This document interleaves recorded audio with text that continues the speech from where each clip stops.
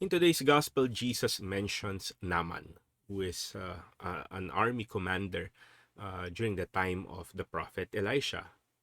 What's interesting is that during this time, Jesus said there were a lot of lepers, but only Naaman was the one who was healed.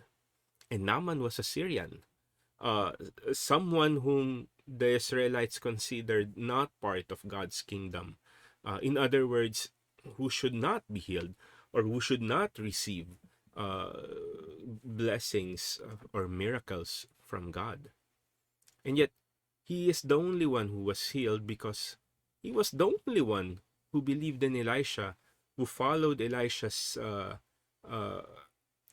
teachings and what Elisha asked him to do. But if you go back to the first reading, what's ironic is that Naaman almost did not get healed. Why? Because after so much convincing from his people to go to the prophet Elisha, Elisha asked him to clean himself or bathe in the river Jordan. And Naaman found that this was absurd because the Jordan River for him was not great at all. How could Elisha ask me to bathe in Jordan? Uh, is his God or is Elisha even mocking me? Does he not see me as an army officer?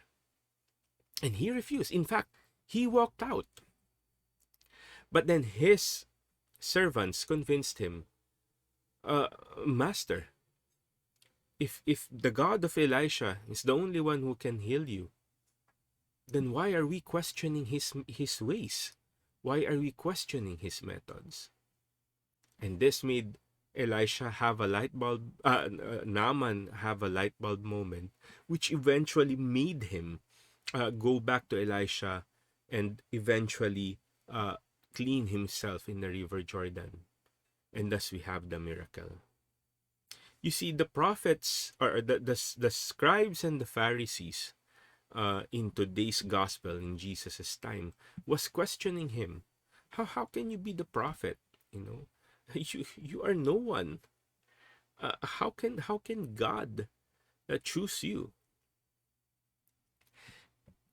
And Jesus was telling them, are you, in a sense, he's telling them, are you telling me that because you know me?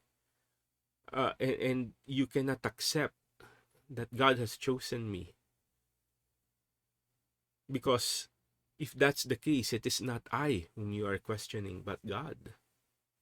You see, the Israelites during Jesus' time were looking for the Messiah to be a great king, a commander of an army, uh, you know, armored with gold, very rich. And here comes Jesus, a very humble servant. And their reaction was the same as Naaman. Is God insulting us? Why is God giving us not an army? But the difference is that Naaman realized his mistakes and the Pharisees did not. Brothers and sisters, in our lives, we might be asking God for a lot of things. We might be asking ultimately, of course, for happiness. And God gives that to us. And it's the best solution because it came from God. And yet sometimes we are like the early Naaman or the scribes and the Pharisees who question, how how dare God give this lame thing to me without even trying? Or are we like the latter Naaman who learned that if this is God's decree, then the only logical thing is for me to yield, is for me to give way. Brothers and sisters, if you're wondering if God cares for you, maybe the first question you'll ask is, are you okay with his solution? Or are you rather looking for something that you've made up, but is not actually what you need?